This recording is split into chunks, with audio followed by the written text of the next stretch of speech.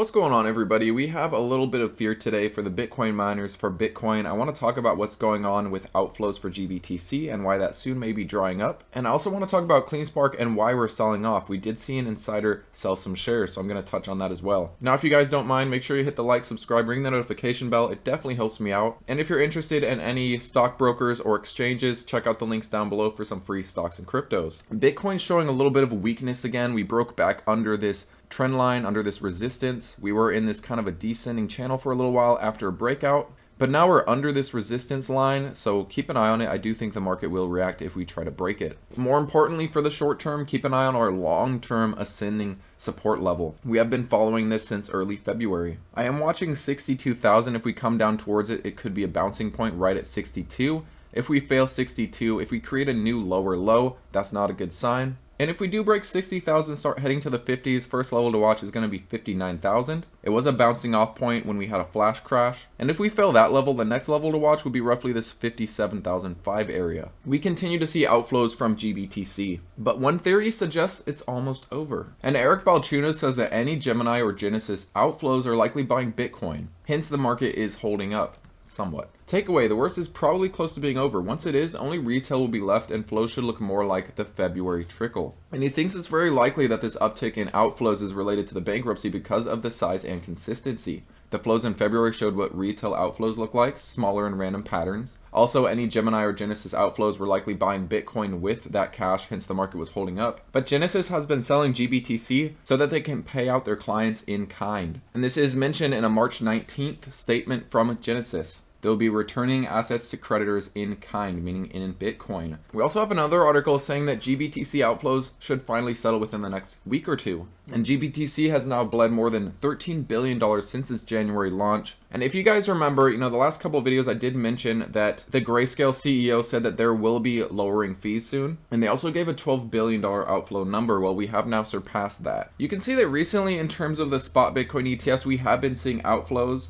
The last couple of days have been pretty heavy outflows. You'll see that we hit a peak here in March 18th and they have been kind of slowing down. Hopefully we continue to see this slowing down trend over next week. I do think we'll hear very soon about GBTC lowering their fees, and hopefully that slows down the outflows. They're now well past the 12 billion in outflows mark that they said they would start lowering fees at. So hopefully we see that soon, and that contributes to less outflows for GBTC. Of course, with the Genesis selling their GBTC, that should dry up soon as well, as they work to build up their crypto so that they can pay customers in kind. And this is setting up very nicely into the halving.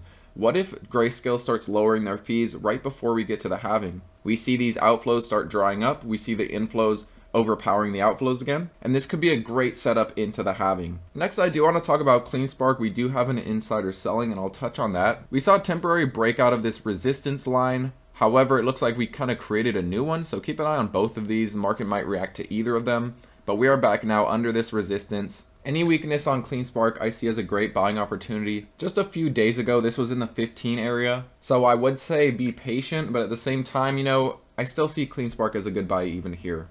I do think CleanSpark will be much higher in price by the end of this year. And it wouldn't be a horrible idea to potentially wait, see us head down towards the 17 area. That could be a good pickup point.